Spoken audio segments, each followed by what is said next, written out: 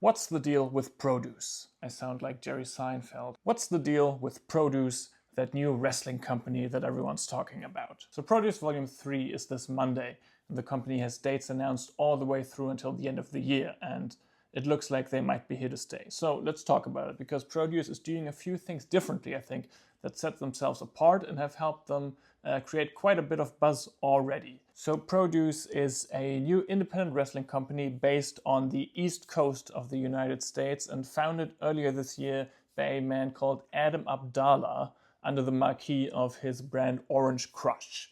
And that is a name that I had heard before because he's been involved in independent wrestling. Orange Crush is originally a art and wrestling print magazine, and he had sometimes used that brand also to sponsor matches, to sponsor shows on the independent scene. But cultural journalism does not usually give you the funds you need for a risky business endeavor like running an independent wrestling company. And Adam Abdalla is a man whose background is in PR. He runs a PR company in New York called Cultural Council, and he really has his hands in a lot of things. He sits on a lot of different boards. We know a lot of this from the reporting of Mike Johnson of PW Insider, who reported on Adam Abdalla trying to get funds together to make a bid on Triller TV. That is the sports broadcasting and also independent wrestling broadcasting subsection of Triller, formerly known as Fight TV, that was reported to have some payment issues earlier this year. So Adam Abdalla trying to extricate that live sports part back from the parent company Triller. And that is also something that you need quite a bit of funds for. Among the things Adam Abdalla has done is producing documentaries for the likes of MTV, producing podcasts, producing conventions, and also specifically related to pro wrestling, he's helped curate and promote exhibitions where the likes of Lee Moriarty, who also paints, were able to exhibit their artworks. So Adam Abdalla is very well connected in the cultural industry on the East Coast, and he also has a bit of experience already booking pro wrestling, because for a while he served as the booker for Jersey Championship Wrestling. That is the historic predecessor to Game Changer Wrestling, which now basically serves as sort of a developmental company for Game Changer Wrestling. So you already know that Adam Abdalla has a very close relationship with GCW and Brett Lauderdale and his roster.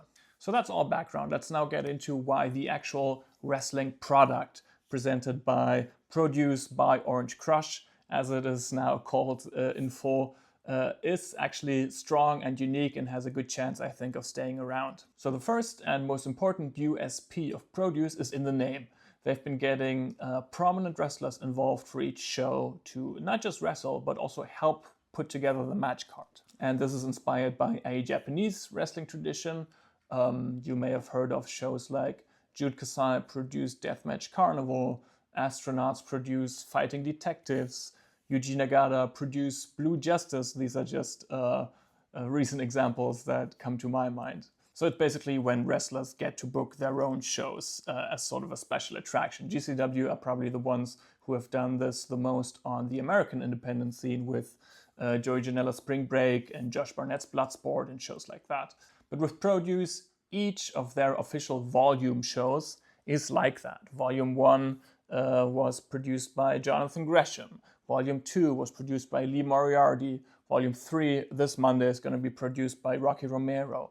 And I think that is quite genius of a marketing concept, because it means that all of these prominent wrestlers are doing a lot to help promote the shows on their social media and stuff.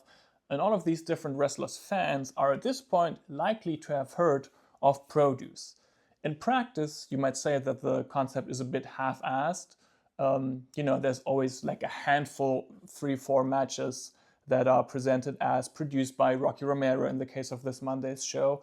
Often matches that really represent that wrestler's style and their vision for pro wrestling, and usually also themselves against a prominent sort of dream match opponent. In the case of this Monday's show, that's Rocky Romero versus Mystico.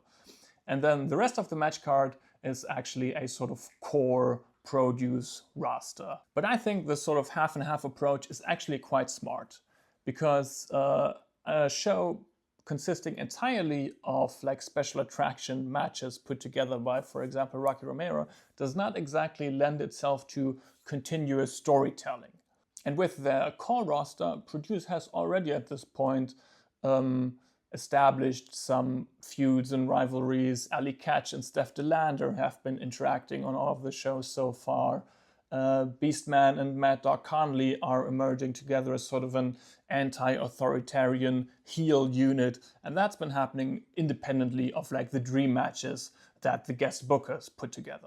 And that is, of course, how you make sure people don't just show up and watch the show the one time that their favorite wrestler is co-producing it, but they also stick around and come back because they want to see how the story continues to unfold. And then there's the second thing that Produce does differently, and that concerns the rules. So they have a yellow card, red card system, much like in football or soccer, as the Yanks would say. I was skeptical at first, but I think this really adds something. It adds an additional story element to play with, and it adds some actual stakes and drama around the potential for a disqualification. Because usually, let's be honest, when a heel gets caught cheating and the referee like wags their finger and is like, next time I'm gonna disqualify you, we don't actually expect anything to happen. The potential for a disqualification in terms of the ring psychology is either like something without any stakes, we don't expect it to happen, or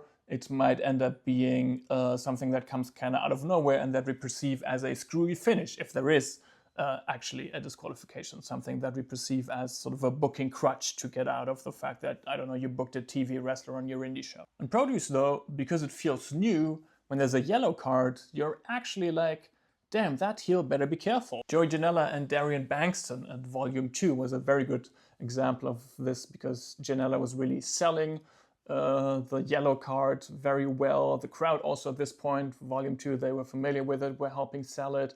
And then it even played into the finish because Janela had to be careful and that distracted him. But it wasn't a screwy finish, it felt like a creative, good finish that made sense as part of the story of the match. So you can probably tell that I'm feeling quite optimistic about Produce in general.